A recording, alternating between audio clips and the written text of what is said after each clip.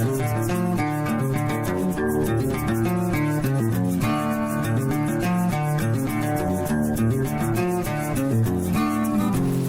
everybody. Thanks very much for being here tonight.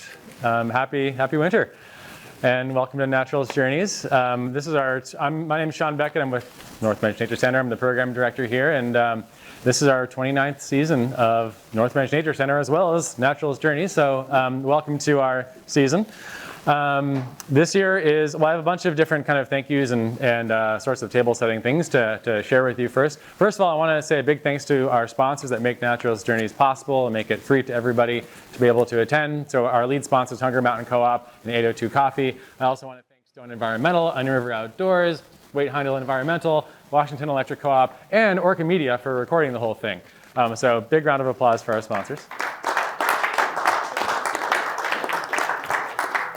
I also want to point out that the artwork that you're seeing on the walls right now and here in the other room it just went up today. The show is not completely assembled, but this is a show of select high school students from around the region. So it's 2 MHS students, 1 U32 student, and a Twinfield student who have kind of been juried into this awesome show. So feel free to, after the show, check out their artwork, buy it all. They'll be very happy with you.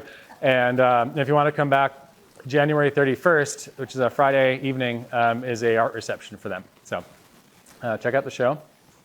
I want to thank all those who donated in the registration tonight. If anyone wants to make a donation to North Branch Nature Center or to become a member, if you're not a member yet, please find us outside after the program, and we'd be happy to help you with that. Also, so we'll hear from Alex for a while this evening. We'll hold questions till the end. We'll have plenty of time for Q&A afterwards. So if that sounds good to you all, I invite you to hold your questions. So Naturalist Journeys is always a winter-long presentation series featuring authors and educators and researchers and folks in the environmental world sharing their stories and experiences and research. This year is all about forestry, and it's particularly around understanding how to make Vermont's forests healthy and sustainable. And so to that end, we've invited a series of speakers who are all working as practitioners on the ground in our forest, looking at the damages that have been done to our forests over the last 200 years and our understanding of the threats that they face today and into the future, and are able to look at a forest and understand what sorts of tools and resources and management is needed to be able to prepare them for greatest amount of biodiversity possible, for health and resilience, that sort of thing. And also being able to look at a forest and understanding when the best thing, when it's the right thing for us to just kind of step back and walk away and let it do its own thing. So we have speakers over the course of this series that are kind of covering all sides of this, and it's really a pleasure to be able to have all these experts throughout the winter here to share their work and their research and their experiences with us. So to that end, please help me welcome Alex Barrett tonight. Yeah. All right, I'm going to try to talk well into the microphone. So if I wander away, give me the hook back to it. Welcome. I'm going to talk tonight about what it's like being an ecological forester practitioner on the ground, and how does it actually work out there when we're doing this stuff. Before I get started, I'd love to just get a little sense of the audience. I live down in Rockingham right now, so it's an hour and a half from here. So I'm not sure what the audience is or what they want to hear about. So, I obviously have some slides ready, but I also want to make it adaptive to what you all want to hear. So just like a show of hands, who lives within half an hour or 45 minutes of here? Excellent. So we don't have anybody from Massachusetts or New York or Maine. Who participates in the Vermont Current Use Program? Excellent. How about, do you work in natural resources, from education to logging to everything in between? Can there be an ED on that? Absolutely. Perfect. Okay. As in retired? Yeah, or emeritus, yeah. Perfect. Well, that is really helpful to me, so thank you. And I know we'll hold questions for the end, but if you have some little clarification or something in the middle, feel free to jump in. We got a nice group here, so it can be a good conversation. And I'm also not used to speaking in front of tons of people, so it'll be nicer to have it be a conversation. So I'm gonna do a little bit of introduction to myself, just talk about who I am. I once had a professor who really made it clear to me how important it is to kind of tell an audience about what your own biases are around something. So I'm gonna try to do that. I'm gonna talk about ecological forestry, kind of some definitions and a little bit of history there. A lot of my talk is gonna be about kind of mindsets and how we think about going into things. Because there's a lot of, what defines ecological forestry is a lot of how you go into it. Every good story needs an antagonist, so I'm gonna talk about kind of the barriers to getting this stuff done on the ground. And behind all that, I'm gonna really be operating on the assumption that it's a good thing that I wanna see happen. And so there are barriers to it. I'll talk about a lot of things that I'm doing and things that I think we could be doing better. I'm Alex Barrett. I'm a consulting forester. I grew up in North Egremont, Massachusetts, which is like the southwest corner of the state. And I grew up in a home that was made out of wood that my father sawed at his commercial sawmill. So I come out of like a wood family. I studied liberal arts in college and then was teaching high school for a while and got inspired to go into forest management by some folks I was working with as I led a maple syruping program for some high school kids. And that sort of kicked me on a journey in my mid-20s, and here I am. I worked in Connecticut for a while. Now I work in Vermont. I'm licensed in Vermont, New Hampshire, Massachusetts, because I live kind of where I can strike all of those. So it's really interesting to see how different states are doing things. Kind of a sidebar, but different states are very supportive or not of a lot of the things that I'm going to talk about tonight. Also, I'm a consulting forester, so I make money working, helping people think about their forests. So that's important to just think about. This is my livelihood. I've chosen to be in it, but it certainly colors how I think about management. Underlying a lot of what I do is, I really like the idea of a biodiverse forest. And that's kind of obvious to a lot of people, but it's also, I think, just important to put it out there and say, this is important to me to have a lot of cool things in the forest. Sorry, we all good? Okay, Yeah. Excellent. This is like the most beautiful ash tree I've ever seen. It's in West Windsor. It goes up like a monster pine tree, but it's an ash tree. And it's amazing. But I'm also totally into making things out of wood. We live in a wood environment. It's a wonderful resource we have here, and I'd much rather see it made out of wood than concrete or steel or plastic.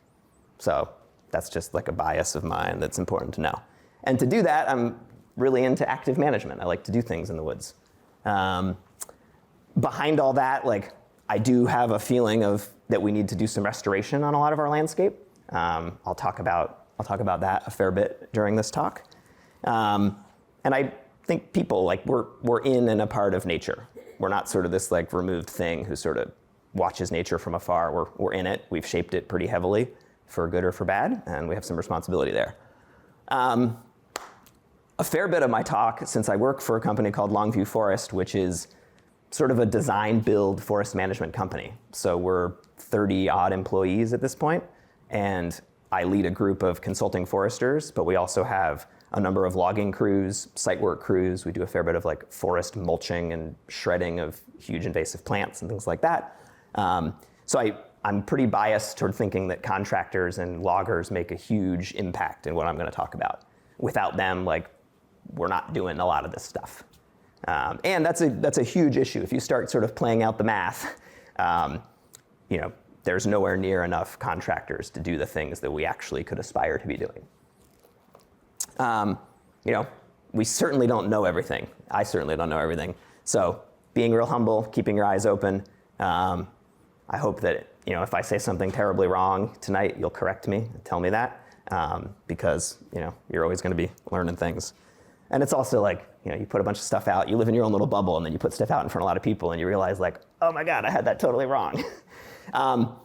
And I'm going to talk about the triad, which is a forest management sort of paradigm that really influences a lot of what I think about. And I'll jump in there first. So this is just a landscape management regime idea of like, how do we think about a forest? How do we think about this thing all around us? And it has the framework of, we want to have a small area that's really intensively managed for wood. We like that, either in a plantation form or just really intensive management of natural forests. Then we want to have a bunch of reserve forest, just like what Sean was saying, sort of areas that are left aside, they're special, we're not going to mess with them. And then in that sort of Swiss cheese matrix all around those things, we want to be practicing ecological forestry, which is managing for multiple uses, and I'm going to talk a lot about that tonight. But that sort of three-way thing of thinking about the forest is very much what drives a lot of how I think about the woods. And hopefully tonight I'll explain how I'm doing it. So ecological forestry. People have heard this a lot before. It's in people's vocabularies a little bit, sort of. It's out there all the time. You hear it a lot if you pay attention. And I think a cool thing about Vermont is that we happen to have a number of advocates of this here, namely Tony D'Amato, who's a professor at UVM, who is one of sort of the leading intellectual voices on this, I would say. And then I guess recently Ethan Tapper was here talking, and he's a daunting speaker to follow, but he's a wonderful guy, and he has a lot of really interesting thinking about ecological forestry. So there is a fair bit of sort of academic or esoteric debate about ecological forestry, but for me it's really about putting the forest first, and while recognizing that like we need some things from the forest and we ask a lot of the forest, and we're trying to emulate natural models in the forest. So we're looking at the forest, thinking how it reacts to things, trying to emulate that. And the framework that Brian Palick and Tony D'Amato have, which I really like, and I'm going to kind of base the beginning of my talk on, is thinking about these four sort of pieces, like continuity, complexity, timing, and then sort of the context of what you're doing it all in. The things that are a little more unique to me, so this is like, you can go read articles about all this and think about it and debate whether you like it or not and how you might apply it. But the things that have sort of bubbled up in my own professional world are thinking about how to bring this to landowners through kind of educating and also kind of empowering people to do things, supporting contractors and loggers as they actually do it, which is really challenging, and those folks are often taking on quite a bit of risk in a number of these projects that we do. And then, so I do a lot of work in the current use program in Vermont, which is what I wanted to know. So if you have 40 acres, it's unlikely that you're going to be able to participate in ecological forestry at a grand scale. But your 40 acres might be very important in relationship to the 1,000 acres near you. Like, I was talking to Naomi right as I came in here, and she was describing how beautiful it is out here, but it's dark, so I can't see it. She's like, we have this, it's 27 acres, it's mostly field, there's stream, we're doing these cool plantings, and that's amazing. And it's in juxtaposition to, 1,000 acres of forest right near here. So taking these things together and understanding that is really important for me to be able to do ecological forestry. And lastly, a lot of what I'm going to talk about tonight is pretty messy and somewhat complex. And a big part of my job as a practitioner is to let it be complex, but not get into the unmanageable. Because if you get into the unmanageable, then you're just letting it do its thing, which is cool, but not what I'm going to talk about. So I'm going to just breeze through these four sort of pillars of framework, and I have captions on most of my photos, so for those of you who like to read. But the idea of continuity is really important. So it's the idea of how do we have live trees, dead trees, arrangements of trees, plants, all sorts of things on the landscape across long time frames and potentially through multiple entries of management. And this is in juxtaposition to more of sort of an agricultural forestry model, which would say, let's grow a crop of trees, cut them all down, grow another crop of trees, cut them all down. It's sort of if you could imagine that this big, beautiful white oak in Westminster is like an awesome tomato plant in your garden that you happen to keep for every year that you grow your garden, that would be the equivalent. That's challenging. There's like a lot of communication issues there. Like foresters don't live for 200 years. So like, how do you get that into the record so that the next person comes along and doesn't screw it up? Complexity. I hinted a little bit like, if things get too complex, I worry that we're not going to do things. So we are managing at really small scales with kind of intimate connections of stuff here in Vermont particularly. So keeping that complexity and striving for it is important. It's a main part of ecological forestry, but I also want to be like pretty eyes wide open about like, if you're only doing one tree at a time in different ways and things, it can just get unwieldy. The timing and context are sort of bigger picture things. For timing, it's back to kind of emulating natural disturbances and thinking about how might we treat this thing on a little bit longer of a time frame, giving certain processes a little bit longer time to develop, and watching. I think one of the most challenging things as a consulting forester is taking on too much land and then not paying enough attention to it. So I've heard like a number that I really like is if you're a forester, you should be paying attention to like maybe 10,000 acres in Vermont. And you have a lot of consultants who manage 80,000 acres. And so you're not monitoring or caring for something if you're not seeing it but once every 10 years. And so that's a real challenge. And I'm not going to talk about like forester and logger workforce development too much, but we need more of these people. And then the context, like my example of the North Branch environs here, like that's really important. You need to be thinking about what's going on nearby and also like what happened before. And you can show up and do a wonderful ecological forestry project, but if you never come back there, it may or may not go well in the long term. A ton of what I'm doing out there, like the mindset that I go into it or that we go into it with really, really matters. And our forests here, I'm sure a lot of you have heard this sort of story of, pretty aggressive clearing and sort of a haphazard regrowth that we're currently working with now on a lot of our land. And I don't quite know how to set up this dichotomy, but I play a fair bit of board games with my children, so I think about the Settlers of Catan, and so I think about sort of a settler mentality and like a steward mentality. And like on this landscape, like we're all standing on top of a fair bit of what I would call the settler mentality, which is come in, clear some land to farm. You need to heat your home in the winter, so you put up 20 cords of firewood and burn it all winter. And you're sort of extractive, and you have to do that to survive. And that's what I think of as like the settler mentality. And we're still clearing house sites in Vermont. We're still perforating forests and extracting things, or even sort of mining timber to a certain degree, which would be where I would say we're showing up, hoping we find something good, and then taking it home, as opposed to like cultivating it and taking care of it over time.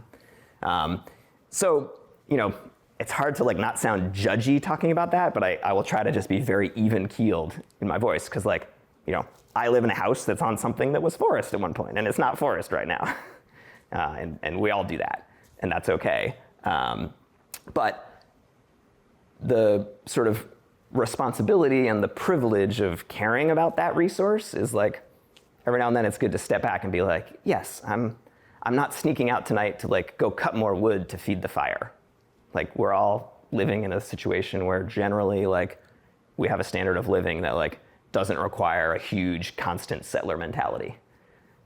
So we can talk about stewardship a little bit more, but it's good to just, I think, recognize that and think about that triad as you're doing it. What are these pieces? And just, try to be honest about what you're doing and when you're doing it. Because sometimes I'll be doing like a really cool ecological project, and then the landowner will be like, and I'd really like to open up this view. And you have to be like, am I going to do that or not? And like, I often do, but like, you just be honest about that.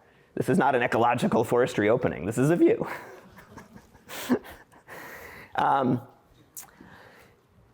So like the sort of barriers and things that I'm going to talk about tonight and then sort of use as a springboard to talk about the cool stuff that I think we're doing or we could do are, the forest management culture that we live in. How do we think about the landowners who make decisions around their land, how they want to honor or not honor the legacy of the people who did things before them. Life gets in the way. Forests are, we manage a lot of properties in the current use program, and I've been here in Vermont for 10 years, and I've seen properties that change hands 4, 5, 6 times in that time frame. Like even a timber harvest that is marked that changes hands 2 or 3 times before it actually happens. So that's a serious barrier to actually doing stuff well. But life gets in the way of stuff. I'll talk a fair bit about kind of regulatory frameworks and rules and how that might get in the way of some of the ecological forestry that I'd like to see happen. I'm going to talk a fair bit about contractors and how their frameworks are really important in this work. And then I'm going to get into the sort of professor of your professor problem, which is kind of a genealogy of ideas.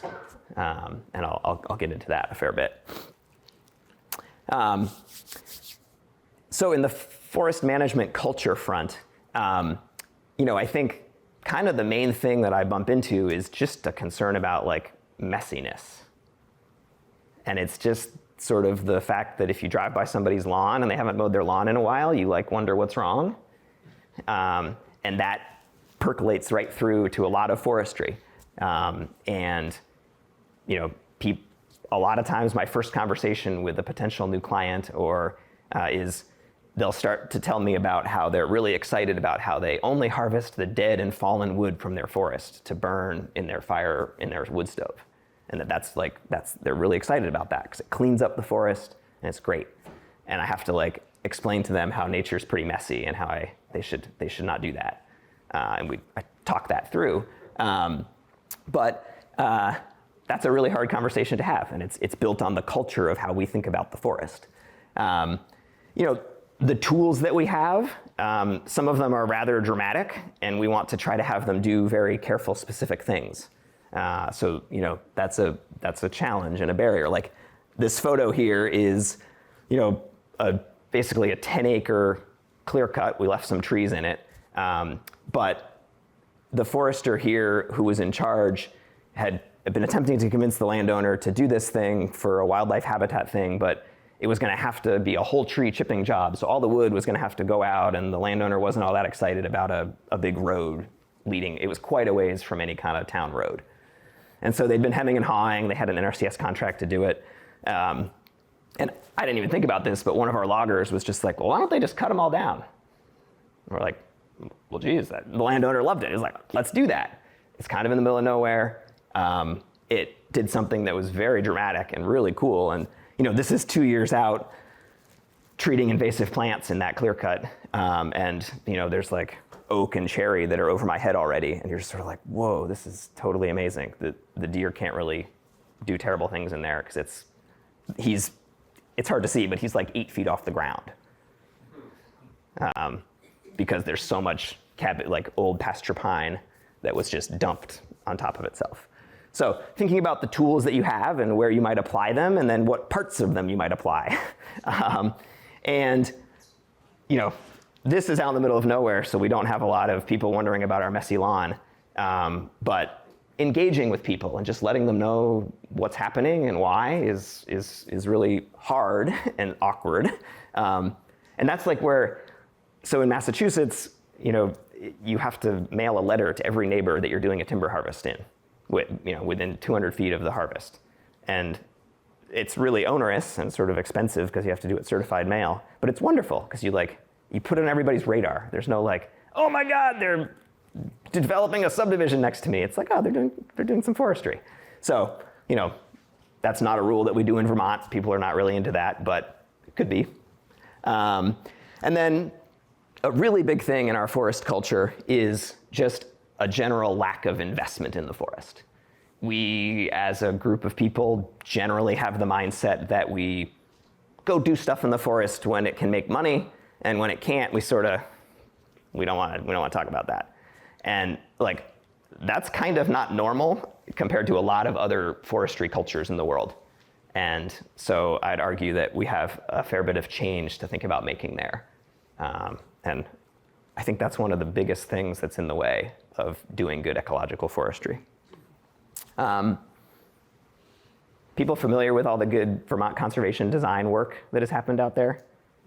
No. This is not so much of a challenge, so much of an opportunity. And I think that Vermont itself is really leading on a lot of this, which is both inspiring but also nerve-wracking, because usually the people who lead are the ones who make some mistakes and have to figure things out later. But you know, the state has done a pretty nice job, I think, of thinking through a framework for how we might manage our forests.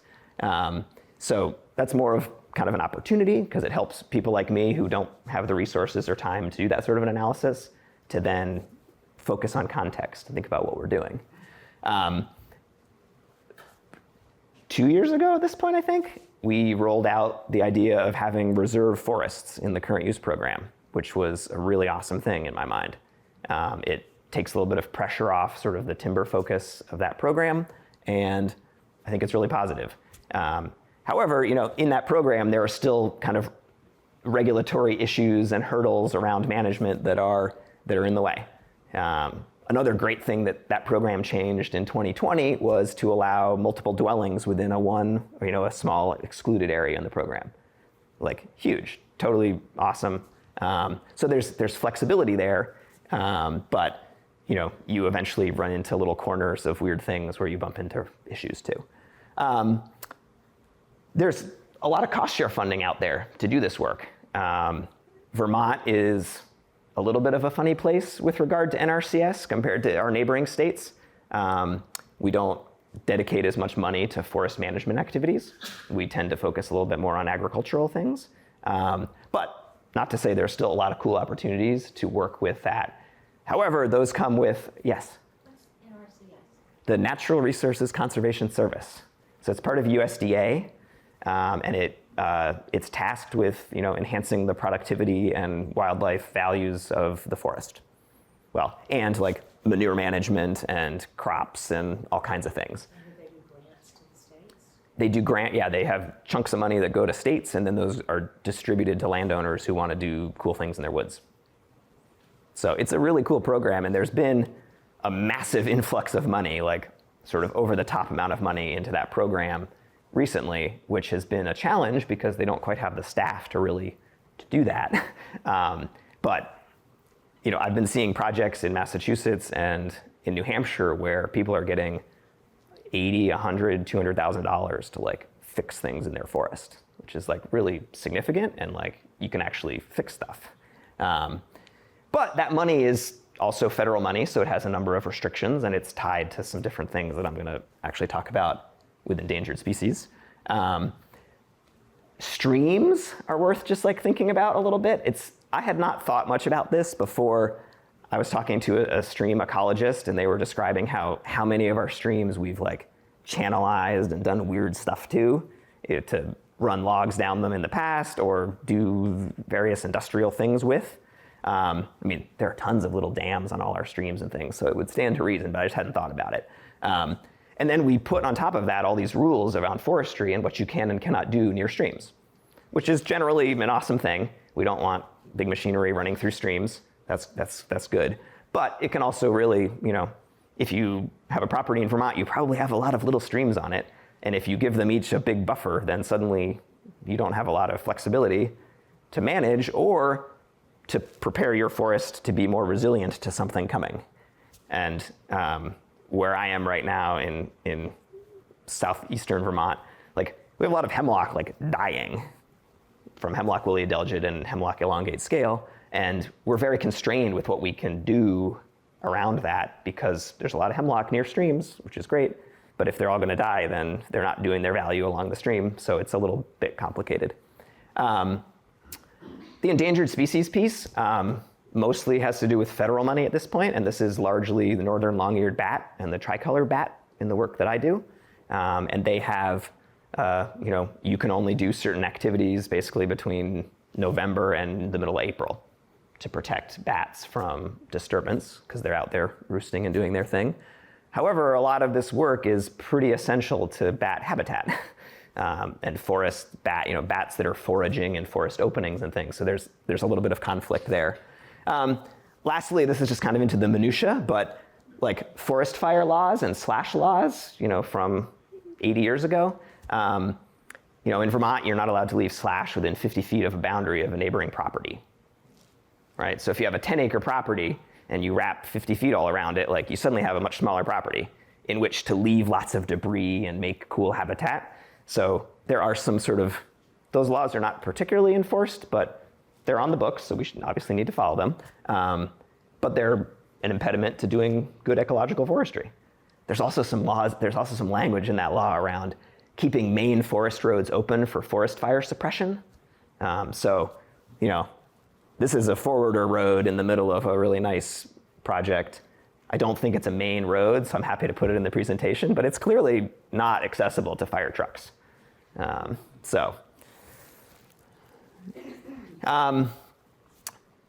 Contractors.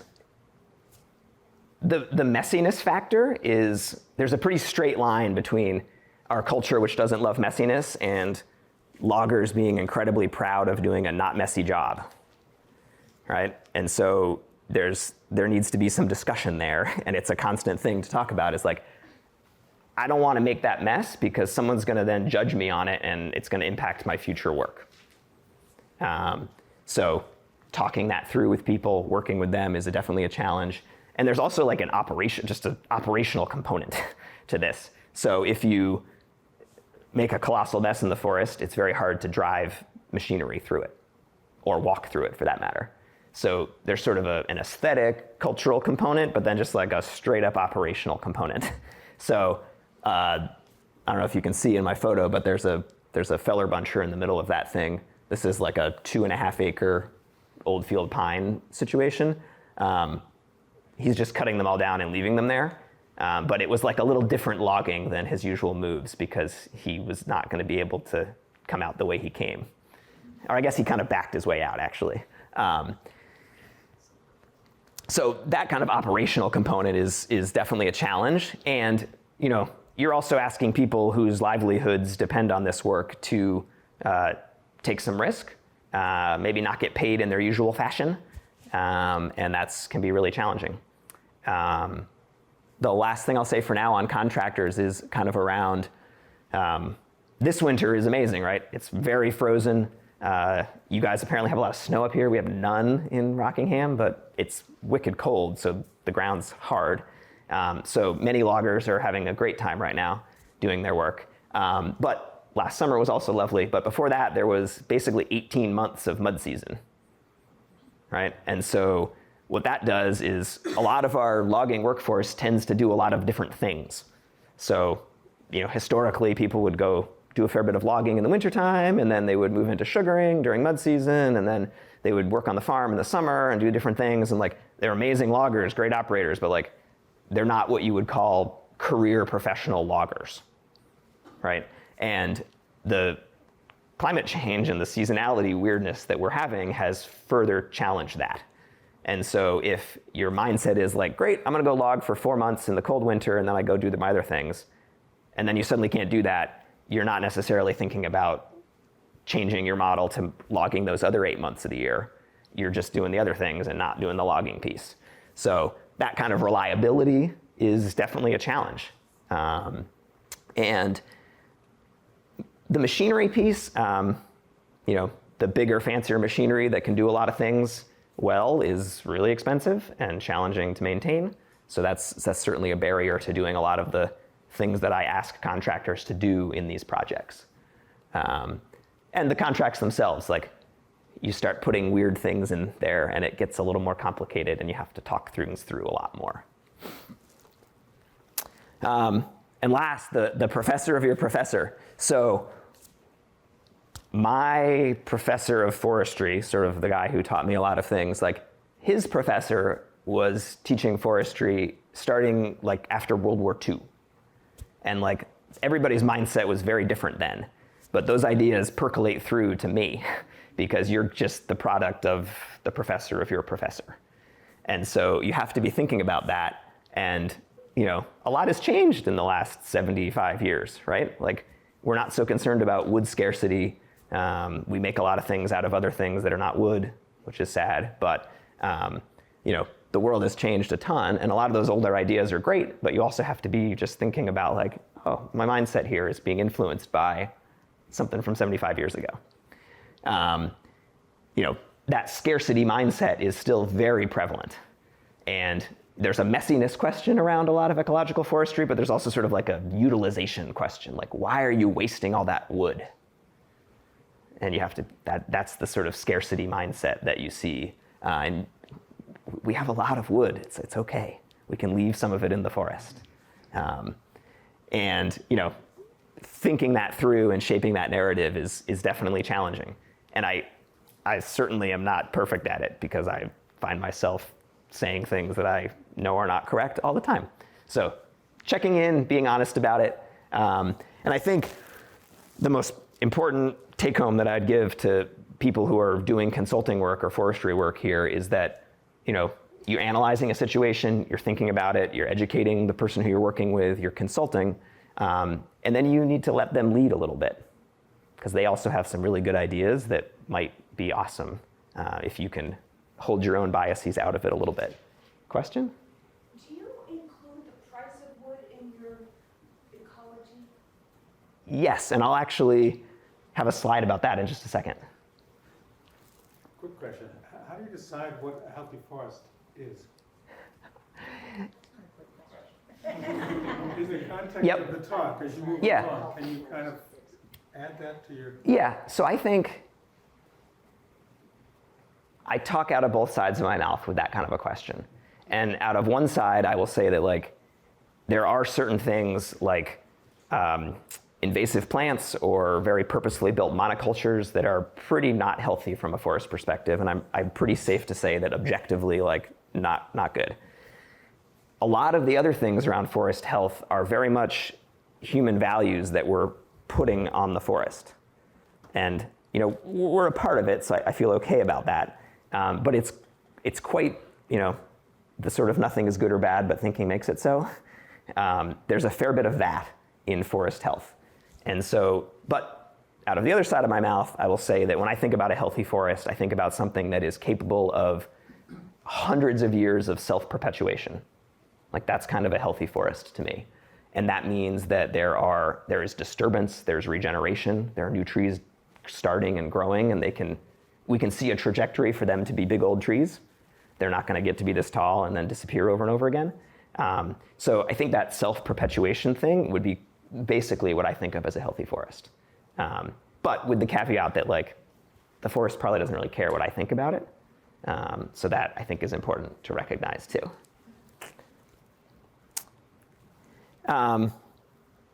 So I've kind of outlined like some pillars and framework, some things that I see as barriers. I'm going to now hopefully talk mostly about like, how do we do this and what are we doing? And I'm going to focus on these 5 things. Letting clients lead, and I'll talk quite a bit about what I mean with there. Working with partners, the funding, the support, respecting and supporting the guys and gals who are actually doing the work. They're making it happen. Thinking about how we can evolve our own culture to think about forests a little differently. And then, the foresters like me, we have, we're sort of the influencers in this situation. We're kind of the architects of a lot of these projects, and we need to up our game a fair bit. We're trying. I'm going to start with let clients lead, a tale of 2 trucks. So a thing that you run into a ton, or I run into a ton, is that like, you hear people say something like, you could do this really cool thing in your forest, but it's going to cost a ton of money. And there's a scowl and sort of a dropping of voice, and it's very negative. Like, why would you want to spend money? That's terrible. And a mentor of mine 15 years ago said something to me that was really valuable. And he said, just look around at the vehicles that people drive and think about the decisions that they make. And again, it's very hard to say it without sounding judgy, but like, these are 2 lovely trucks that you can go buy in Claremont, New Hampshire right now. They're on the lot. One of them is $132,000, and one of them is $62,000. They're both F-150s. They're crew cabs. They're lovely. You can put your whole family in them. You can drive around. You can do all sorts of things. They can go off-road. They're reasonable in Vermont winters, right? But there's a $60,000 price difference between these two rigs, right? And we all make these decisions all the time. And this is just sort of a dramatic example that I think about. But there is some financial relativity in the world. And people make decisions based on what's valuable to them. And so to me, when I see people not investing in their forests or not doing things, it's in some cases because they don't have the resources to do that. But in some cases, it's also because they're making other decisions. And that's totally fine. But you know, if they put $60,000 into fixing their forest, like, oh boy, we'd be in business. And they'd still have a great truck. So, you know, try to withhold judgment. It's a little bit silly, but like, you know, let clients lead. You can tell them a lot of cool things, but then if you end that by saying, you don't really want to do that though because it's expensive, like you just quashed it. And so, you know, explaining, you know, you want to be advocating for your client too and helping them and telling them what it's going to cost. But like, you know, I remember hearing a thing about people donating to to political campaigns and like somebody giving hundreds of millions of dollars. And I was, oh, it's a lot of money. And then the commentator was like, yeah, and for most average Americans, that's the equivalent of, you know, $80. And I was like, well, yeah, that's pretty, it's just money's kind of relative. So ecological forestry, right, it can have a commercial aspect to it. Like we do create value in the woods, you know, that the wood does have value sometimes, but it might not. And, you know, being aware of that and letting people make decisions about what they want to do is really important. And it opens the door to a lot of ecological forestry if you're willing to just be sort of financial neutral with things in the woods. And a good example of this is just, you know, developing really good access to a forest. You know, this was a cleared area already. It needed a bunch of stone. So, you know, the landowner invested, you know, $5,000, $6,000 in developing a really nice, stable access to their forest.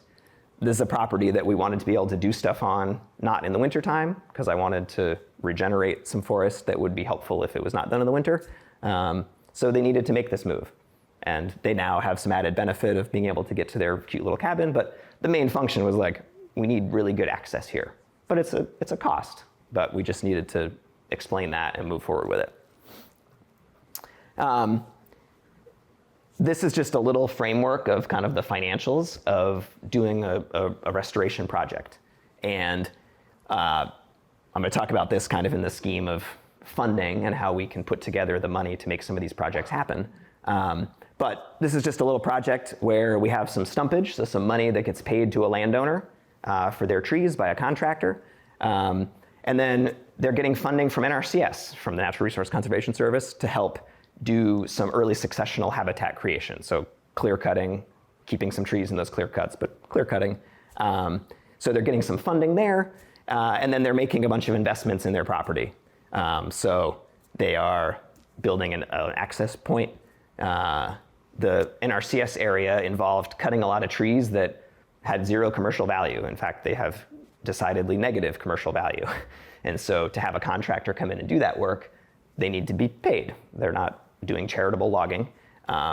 So the contractor in this case, and this gets back to sort of the mixing and complexity of contracts, like the contractor paid the landowner some money for some of their wood, also sent them an invoice for some of the cutting for some of their wood. And then, you know, I, as the forester, managed a small little invasive plant piece to this puzzle. Like, I wasn't comfortable doing some of this opening without dealing with the invasive plants so that they didn't take over the thing that we made.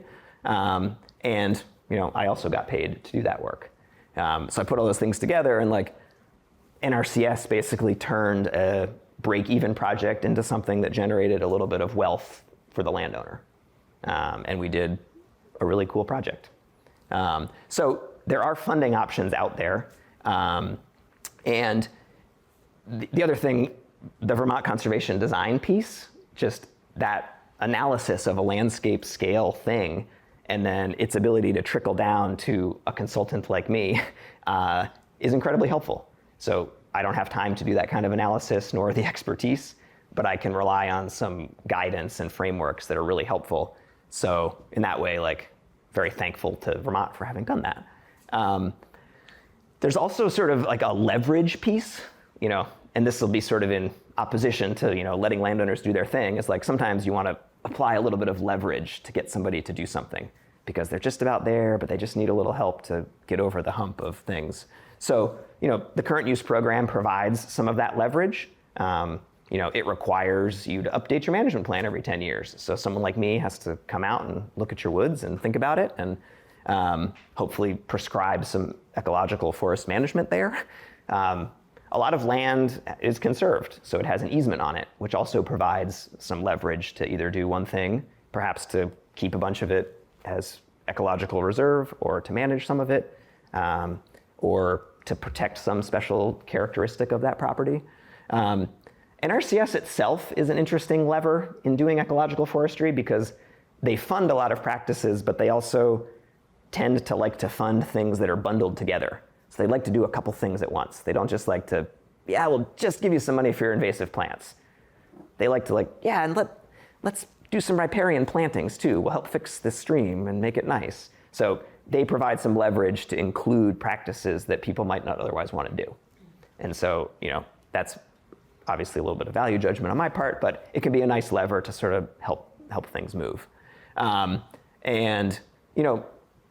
FPR also and state agencies in neighboring states as well, but they can provide sort of a nice support by either modeling some of this work themselves or making decisions to keep certain areas in certain types of either production or reserve area that can then give me the flexibility to do certain things where I want to do it. FDR? Forest Parks and Recreation. So the Vermont State Forestry folks. This example, just a little financial model for how we might think about a project. And it touches on a number of the sort of the complexity, the continuity, and sort of the weirdness of doing some things that are a little not conventional. So here's that project. This is what it looked like at the end, one of the smaller little early successional habitat things. In this case, we did some logging, and then we didn't want to make a terrible mess for the logger, so we actually went in afterward and felled a bunch of trees afterward. So we marked the trees specifically ahead of time and said, this tree's going to get cut. It doesn't matter if you bang it or whatever, but please don't fell this tree. We'll deal with it after. And so that helped the logger efficiently do their thing without costing a ton of money, but then it gave me kind of the ecological mess on top of that I really wanted. Is that pretty common that you guys go in after commercial logging? I don't know.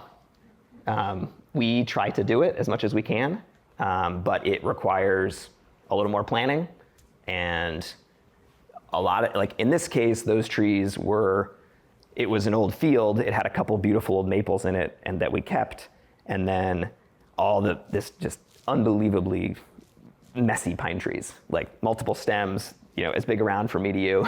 So actually getting those trees on the ground is challenging. So it was not just sort of it was not me with a chainsaw. It was professional faller out there doing it. But it takes a little bit of extra planning, but I think it's really helpful. And so those trees, we'd actually marked them with big Fs so that the logger knew that they were not special, they didn't need to be protected, but that we really didn't want them falling the trees during the project. This project had to happen in the wintertime because of the bats. It's also a fantastic bat habitat now. So supporting loggers and contractors, I think sorry, my projector had been running for so long, I thought it was suddenly 8:30, and I was like, oh my God, I've gone too long. So engaging contractors in this work. So to do ecological forestry, we need people who are willing to be a little bit unorthodox to do this work. So I think working with people, contractors, to have kind of fair but transparent pricing and arrangements within contracts, listening and respecting to their workflows. I'm not a logger, And so I have to be very careful to propose what I'd like to see happen, and then, oh, that's not going to work. All right, we got to do this instead. Invoicing and tracking is very challenging, I'm sure, in many industries, but in the logging industry, it seems particularly challenging. So it is simply like, can we get some accounting and some tracking to then put together an invoice to charge for this work that you did? And so that kind of building that framework into things, I guess that, a lot of loggers are not used to being electricians, essentially, from an invoicing perspective. Yes? The last logging I did on my place was 5 or 6 years ago. It was a steep place, kind of difficult to work with, and I had a lot of conversations with my forester about the equipment that was going to be necessary to get in there. And I'm kind of worried about the next time, because I understand that what we had to use was dying. And the big stuff that's going in now sort of plucks the trees out of the ground and slings it around. What is there to know about equipment now and going forward that may or may not work on lots of tracks in hilly Vermont? Yeah, it's, so we could do a whole talk on machinery and logging machinery. No, I can go there quickly, because I think it's valuable, and I think it's like a really important topic. So, the traditional Vermont logging operation is a person with a chainsaw and a small skidder and maybe a bulldozer working through the forest. And that machine is generally relatively small scale. It's generally paid off, so it's already paid for. And it's relatively nimble, but it's also generally run by somebody who also has a plowing business and maple sugars and does a little bit of haying and does a little bit of carpentry work when they want to. And that's awesome. That's like a fair bit of America is like people with multiple hustles, and it's great. But it makes it challenging to do certain types of work. This machine here, the head you're looking at is the dangle head to a cut-to-length processing system. So this thing, reaches out. It's a big tracked machine. It cuts trees down, and then it processes them in the forest. So it makes a colossal amount of debris, which I love because it can be the habitat and protect the little trees from deer. But it is not a chainsaw, but it needs to go on a huge machine. And so there's a conflict there. And that machine, has expensive monthly payments that the contractor is making on it. It needs to work. And also, it may or may not be well suited to logging under a changing climate. Some of that humongous machinery has incredibly low ground pressure and is actually wonderful in a lot of the scenarios that we have. So that mat of brush that's created by the processing system here also protects the soil. So it provides something that machinery can drive on. So I would put a caveat of just say like, bigger is not necessarily bad, and smaller is not necessarily good. It's, a lot of times in the hands of the operator. So humongous machinery that weighs, 60,000 pounds, of course, if it turns, it's going to hit the ground harder than a small machine. But it depends who's operating that machine to begin with. So I would say, pretty much all the work that I oversee involves cut-to-length logging, which is processing the wood in the forest and then putting it on a forwarder, which then drives the wood out of the forest. It's essentially like an off-road log truck. That machine also has a grapple, and it can pick up and move stuff, which I appreciate a lot as I want to set up cool habitat things or put in a lot of material to gently go across a stream. So the flexibility of that big machinery is also wonderful and kind of facilitates some of that ecological forestry work that I want to see. Last thing here I would just say to the foresters is like there's a fair bit of a bar to raise in the professionalism of what we do. And if you have a dwindling logging workforce with expensive machinery that's wonderful but needs to be working, and you show up on a job and there's no map to the project. They're just like, yeah, go cut some wood up there and do the right thing. You're like, that doesn't work. Like, this machine is now idling and I'm trying to find the boundary of your property. And so the foresters who are planning this work can really do a lot to facilitate the ability of the contractor to do their job well. And that's something that I think we are trying to work on, but need to work on more. An example of this is just, any kind of hourly service work that you might add into a project.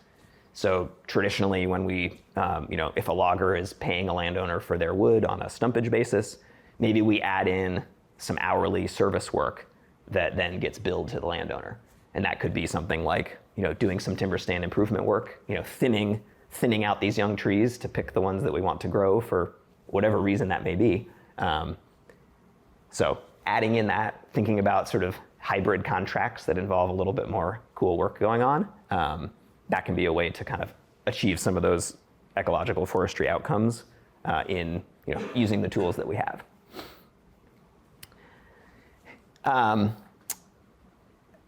Changing our forest management culture. Like, if you just start looking on the internet, you will find thousands of websites with lots of amazing resources, and yet things still don't necessarily change at the pace that I might like to see them change. So it's a really challenging topic. I don't have an answer for it. How I approach it is it's kind of one client at a time, which is not very efficient, but is incredibly rewarding because you have really meaningful conversations with people and you explain stuff to them. And even within that relationship, it's like one interaction at a time, which is, again, a tough way to effectuate big change on a landscape. Doing walks and tours, having conversations like what we're having tonight. I think using the power of analogy is very, very helpful in a lot of what I do. Talking about the messiness, the lawn analogy is very helpful to me because we judge people by how their yards look. And I would like us to maybe judge people less by how their forests look if they're messy. But I guess if it's purposefully messy, because like some really terrible logging can look really messy and you're like, oh great, that's great ecological forestry. Maybe not so much.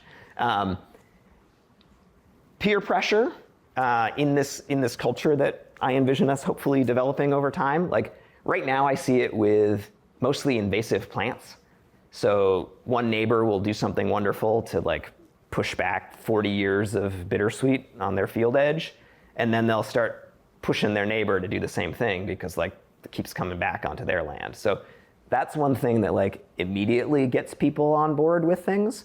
And that peer pressure of, I don't know if it's actually true, but I've heard from some friends who visit Sweden that like, if you haven't thinned your young forest at the right time, you get quite a bit of pressure from your neighbors around this. So if you have this forest, they're like, why has Alex not cut his lawn?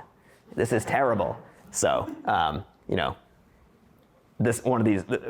another logger, a mechanic technician from Sweden was here, and he was sort of like, so you guys cut things down and then you wait 40 years and you come back and you hope something good grew? And we were like, yeah, that's kind of what we do. And he's like, wow, it's not what we do. And I'm hesitant to treat the forest like too mechanistically, like it's not exactly just this machine that produces things, but like there's some truth to that. Like you can't just like go away and then come back and hope something good happened. It's like, yeah, we put a roof on the house and then came back 40 years later and like, it hadn't held up. So doing tours, talking to people, spending that extra minute with clients and, doing exciting things. Hopefully it's, we're always trying to figure out what could maybe get people interested in engaging with ecological forestry. And sometimes it's like getting up close and personal. This is a forwarder, which is, the big off-road log truck. These are high school kids. We were trying to inspire them. This is on their school's land. So it was a really cool project. The professional forester culture, I think I've already kind of hammered on the one thing which I would love to eliminate, which is now crossed out. So just let people make decisions about the things they want to do in their forest. I think it's really important. The other piece with consultants, and me included, is that we get really excited about the work that's happening, and we sometimes forget to build in a framework to make sure that it is supporting our livelihood. And we end up either volunteering a lot of time or like not billing for a lot of time that we ought to. So, in New Hampshire, NRCS actually pays for a fair bit of forester time planning work. So that's super cool. In Maine, they have a robust program around same funding stream. Vermont, we haven't chosen to do that. And so a lot of times these bigger complex projects, you're sort of like, you need a general contractor for this thing. Like, who's paying for that? And like, how can you make sure you, the forester, are compensated as part of that? So that could be a challenge. Just being aware of how we speak about things is really important. And then, I started with the example of just cutting it all down instead of putting in a huge whole tree skidding road. So, be aware of the tools that we have and how we might use them well. So, how do you speak up at a conference? How do you, reach out to a colleague on a very prickly, hard to touch topic? Like, some of the more important things that I've learned about doing this work have come from conversations with colleagues just on the phone, like, hey Dan, how are you doing this thing? Oh, I'm doing it this way, this works pretty well. I didn't have a great picture for how to do prickly topics between foresters, so I just picked a prickly topic. And also a shout out to this is clearly cut off with a chainsaw at one point or another, but this baby porcupine was, I took the picture, so I was like right there. But morticulture is a wonderful term. I believe Tony D'Amato invented it, or at least is trying to promote it. But it's the idea of growing and maintaining dead things on the landscape. So leaving things to rot and fall down and be amazing and dead. It's really important. So put that in your toolbox as you think about the woods. So having those conversations with your peers, I think, is really important. Just about wrapped up. So putting it all together, here's a small little forestry project. This is in Reading, Vermont, but it has a bunch of the components of what I consider ecological forestry. I, have a really big old hemlock tree that's been there through 2 harvests at this point, and it's gonna just be there forever. There's a fair bit of mess and ugliness in the foreground that's wildlife habitat and debris. And the opening is a little weird. It's an irregular shape. It's not just a circle on the land. And it's pretty appropriate to the scale of this forest. So this is sort of a northern facing, there's spruce and fir as you go further down the slope, but this is kind of a northern hardwood forest. So it's sort of a smaller scale disturbance. It's not a 12-acre clear cut in yucky cabbage pine. This is, an acre or so of opening with some irregularity in it. Hopefully it will unfold and develop over time. So, in review, I talked a fair bit about trying to change professional forester culture, how we talk about things, how we think about things, how we hopefully will not stand in the way of cool things happening. The big topic of how do we change our whole culture, how do we think about things a little differently. It's important to be working with our partners and the regulations, and also poking and prodding. I talked about streams, you can get exemptions or waivers to do certain things. With the bats, you can do an assessment, figure out, can I actually do something here in the summertime? So sometimes if you're willing to kind of poke that thing a little bit and ask, you can begin to overcome some of those barriers. Respecting and supporting the folks who are implementing a lot of this work, both their mental models, but also kind of their financial frameworks and their risk. And then I think really my biggest point here, and I hope I've made it really clear, is that to do ecological forestry really well on our landscape here in Vermont, I think a lot of times we have to let the people lead who are controlling that land, who want to see cool things happen, and give them advice, but also not be barriers to them doing neat things that they want to do. So with that, thank you for listening. I just bumped into this tree in the woods this week and I really liked it, so I put it in my presentation. But helmet, there's a hard hat there for scale. So it's a really big, awesome hemlock. It's completely hollow. You can like knock it and it's like wonk, wonk, wonk, wonk. And it's been sitting in this forest at the base of a ridge, and this is in Alstead, New Hampshire, for a really long time, at least through a couple cycles of management there. And you know, somebody didn't cut it down at one point, and then it stayed, and then it stayed, and now it's going to be there forever. So that's what I really like to see in the woods. So I'd take, and just planting trees. I like planting trees. It's generally not something we do a heck of a lot of, but I'd like to see more of it. You have to protect them from deer too. So, questions, thoughts? Yeah.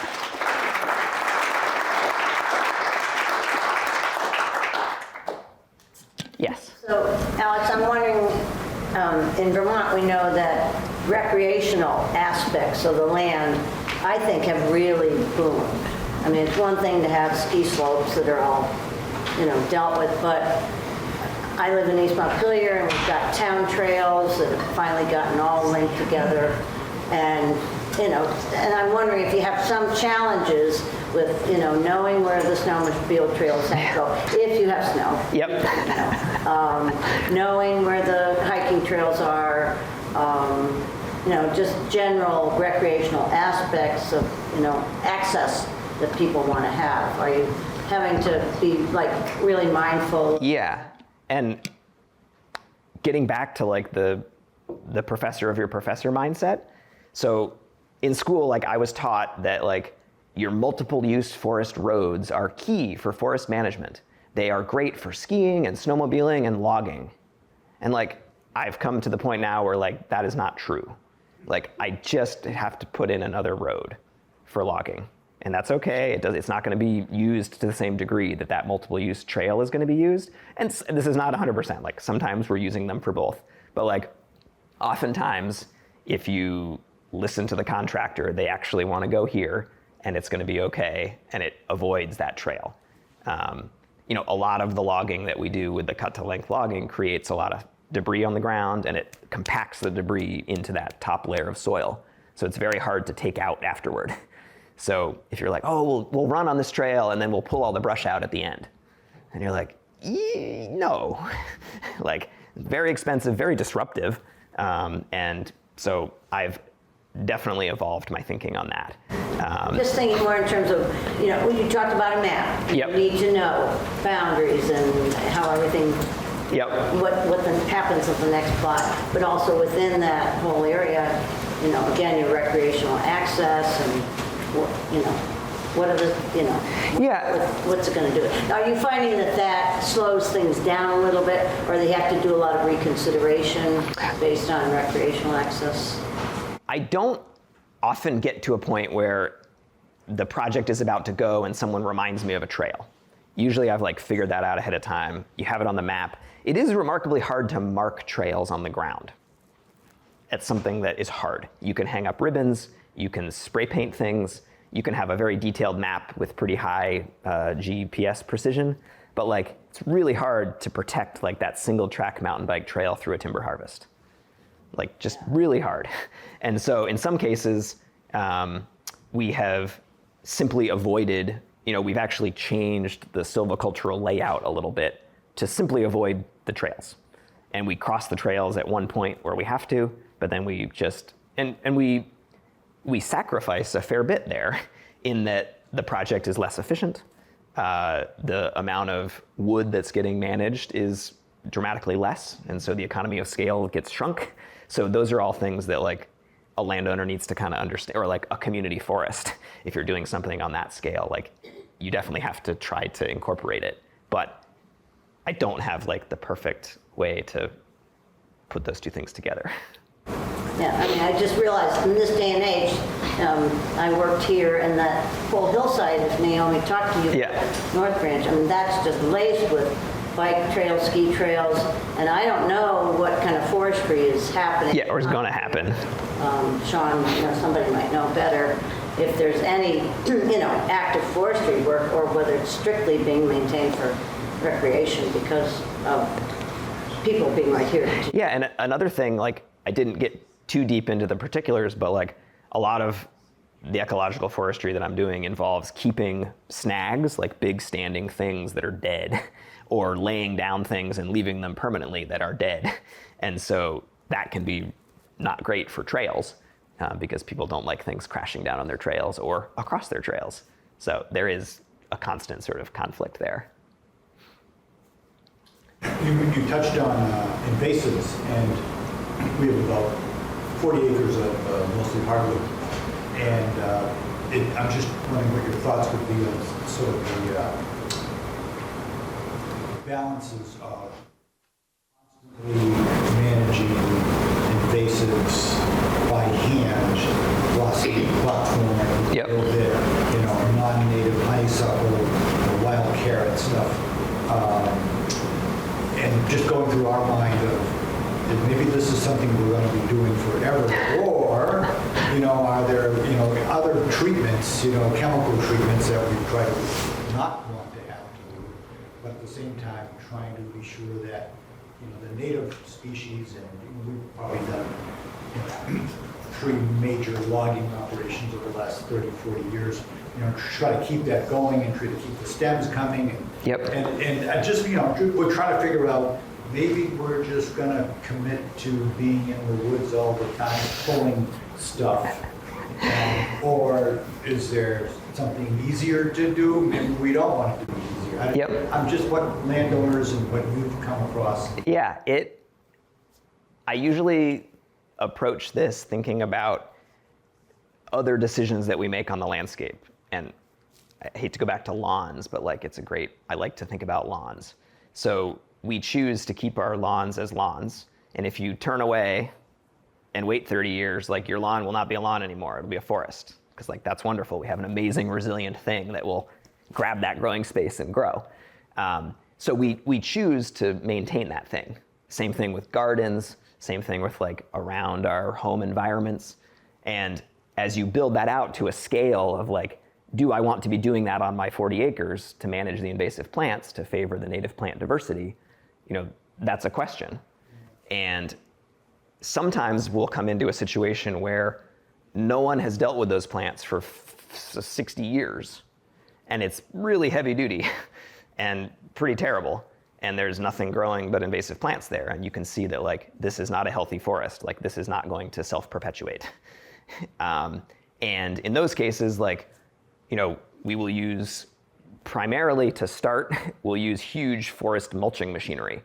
So a big excavator with a shredding head that would have trouble fitting in this room, essentially, to shred up those plants, to get them down to something that, they'll then sprout back. And then we use chemicals, we do use herbicide on them. The trade-offs there are time, resources, and, I don't love the idea of putting chemicals out into the world, but I don't love the idea of invasive plants overrunning my forest either. And so I'm striking that balance, or trying to. And if you have unlimited time or unlimited money and you want to attack those problems manually, it's doable. You can do it. But most people will find themselves in some middle ground where often it's I've got a 40-year issue to deal with here. I'm going to go pretty intense in years 1, 2, 3. And then after that, I'm going to weed my garden gently every year myself. So it's kind of a combination of all those things. And it depends on what you want to do. This past week, we had a machine mulching 20 acres of buckthorn that were this big. And it was just they're as tall as this room. And you're what are we doing here? And we just put the shredder in there and said, and then we'll spray it when it sprouts, because we really want to keep our herbicide use down, both for the land and also for people. So we'll put those things together. And then, if you do that, that's a demolition, right? But then you need to build something there. And so you need to keep after it with either planting or very focused, we also shredded a fair bit of dogwood and willow in and amongst those buckthorns this past week. So those will sprout back. We will not kill them when we go through there, so that we have something to kind of work with as we're filling that growing space. Because invasive plants are wicked good at taking over growing space and holding it. Yeah. Thank you, Alex. First of all, I came here to hear Alex speak. By the way, my name is Jim Lipsky. I serve in the legislature on the Agriculture and Forestry Committee. And I've been a logging contractor for 59 years. And I worked with Alex's grandfather, his father, and his mother. And the subject of ecological forestry is clearly cutting edge. It's not just some odd, new ideas. These ideas and the broad thinking that is trying to catch up with old traditional management and dealing with climate change, the need for biodiversity. But to the lady in the front who talked about the trail system, big picture of the 4.5 million forested acres in Vermont, 80% of them are privately owned. Many of those acres are in current use, 10% are federal, and 10% are state forests. The primary demands in this time in history in Vermont, outdoor recreation. It's the largest growing sector in the Vermont economy. We are second in the world, in the United States, to the state of Hawaii as to outdoor rec's contribution to Vermont's gross domestic product. So foresters, forest owners, all of the incredible trail networks, whether for mountain biking in the Northeast Kingdom or in Katy Hill, my town of Stowe, and all over Vermont, are dependent on relationships with private landowners. Over 80% of the trail networks are courtesy, cooperation with private owners and other organizations, mountain bike clubs, very important relationships. So the stewarding that's done on those properties, all of those considerations and relationships are critical. Additionally, songbird habitat, migratory, how a forester teaches loggers how and where certain birds or other game species, where they breed, where they nest, where they feed. It is so there's also other wildlife, hunting, songbirds, outdoor recreation, carbon management, carbon sequestration, storage, onward forest products. That's also, that's a $1.4 billion industry in the state of Vermont. Historically, it was massive. It's diminishing, and as Alex allowed, we have a diminishing workforce, diminishing markets, and from a carbon perspective, we're feeding our own state. Locally sourced wood matters from an environmental perspective. So the work that Alex is doing and bringing into the profession, and for all of you that are landowners, is critical. We talked about Tony and Mono. There's some great foresters. The state has its second climate resiliency forester on staff. She was in our committee today testifying. There's another Dr. Casebo's contracts in Vermont, which is with the Vermont. Sir, let's let Alex respond to your comments. So anyway, I just wanted to, respond. I think the responsibilities for foresters going forward in serving the landowners in a way that keep forests forested is critical. And as you carry on this tradition, I hope Well, thank you. you're what we can do. Alex, how do you weigh the balance of carbon? Like, how often do you chip and take that carbon off and let it get burning somewhere, or how often do you just chip it right down the property, or do you not chip it all? Carbon. What do you think these days? Yeah, forest carbon is, was certainly not on the professor's mindset in 1954. So it's definitely a new thing that we're thinking about. And there are, programs that are developing around this, but it's I would still say it's pretty experimental and thinking, and there's a lot of great work being done by, the Family Forest Carbon Program and others. In my own work right now, like, the thing that I think about with carbon is, there's going to be fluctuations of trees coming and going on the landscape and the time frame that happens on. And I impact that with our work. And in some cases, we're going to be going into debt on the carbon ledger. And in some cases, we're going to be setting up that forest to be an amazing carbon sink for a long time. And I'm not a carbon scientist. And so the things that I'm mostly thinking about right now with carbon are growing, Vermont is really well suited to growing really awesome long-term trees, like 400-year-old beautiful hardwood pine and hemlock. And how can we maybe grow some of those trees for 200 years and then turn them into this beautiful cherry door in the back here for another 600 years. So balancing that, I obviously am very biased in this because I come from a family that makes wood products. But I do think about that a fair bit. And then I alluded to trying to not be too mechanistic about the forest. Like, I want the forest to be ecological and a little bit natural. And if you just want to maximize carbon on the forest, we would probably go back to that picture of the dudes with the brush saws, and we would very carefully turn all of our forests into carbon-sucking machines, and we would suddenly be disregarding biodiversity and recreation and all these other things in favor of carbon. And I don't really want to do that. And so I'm trying to take an ecological forestry approach to carbon management and say, let's have some continuity here, let's have some disturbance, let's be appropriate. The main thing with forest carbon, is that a lot of the current systems that people use are financial based, and they're trying to incentivize behavior. And that's a really tricky thing to do and measure for a forest. And around here, a lot of people are not touching their forests at all, and they're just developing very nicely.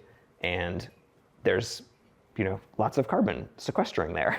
And if we're going to try to just simply take credit for that thing that's happening already, that is a little discrediting to the idea of encouraging more carbon on the landscape. And planting trees, like, this is going to add some carbon here. But like, if we wanted to fight climate change only on this 1 acre here, we would probably clear cut it and put up solar panels. Right? But we're obviously not going to do that across the whole landscape, and that's very tongue-in-cheek. But like, we got to be aware of carbon. Like, forests are going to be great to help climate change, but they're certainly not the only answer to that, is what I'd say. I think we have time for maybe 2 more questions. I'm going to steal one of them. Excellent. I'm really interested in just like you're talking about the messiness, and one thing that was revealing for me is you're not just your goal is not to just create messiness on the landscape for ecological function, but I was interested in kind of the messiness of the process of doing forestry, because you are this forest that has an intention where you're working with kind of like the scalpel to achieve an objective. But then that has to be passed like the game of telephone to a contractor or a series of contractors.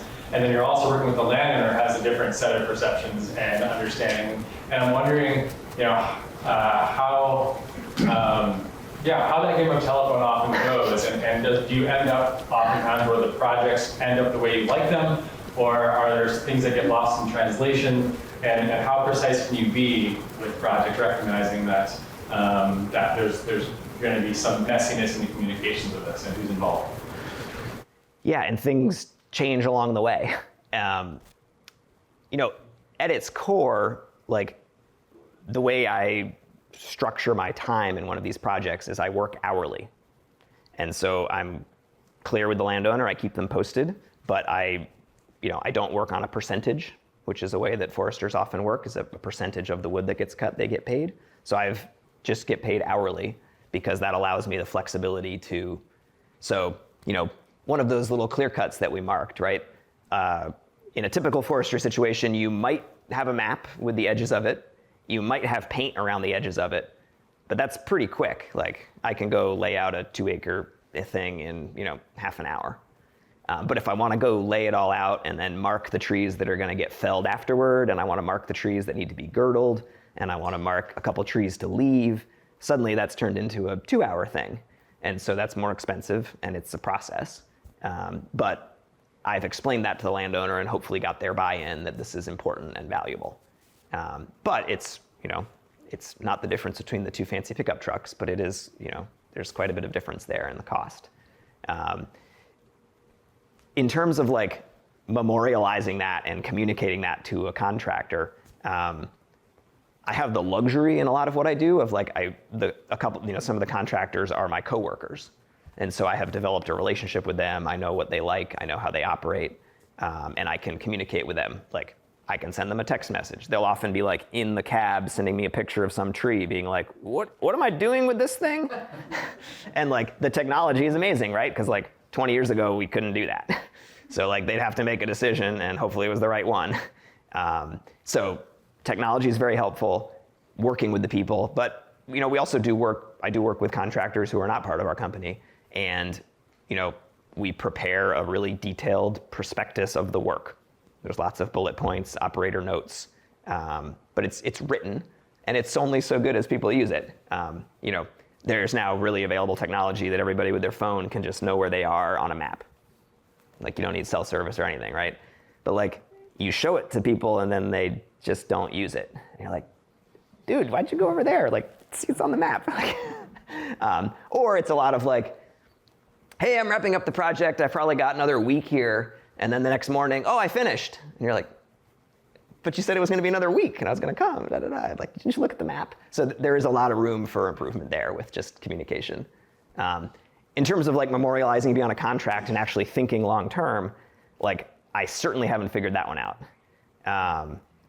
Paint fades, marks fade on trees, intentionality fades, forest pests come and go. Like, there's a lot of unknowns into the future there, and I don't know how to mark that on the land.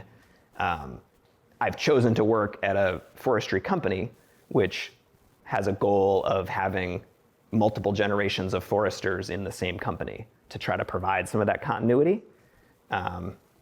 What I have observed is a lot of foresters will be a sole proprietor. They'll do their thing for a while. They'll do a bunch of wonderful work, and then they'll sort of like retire.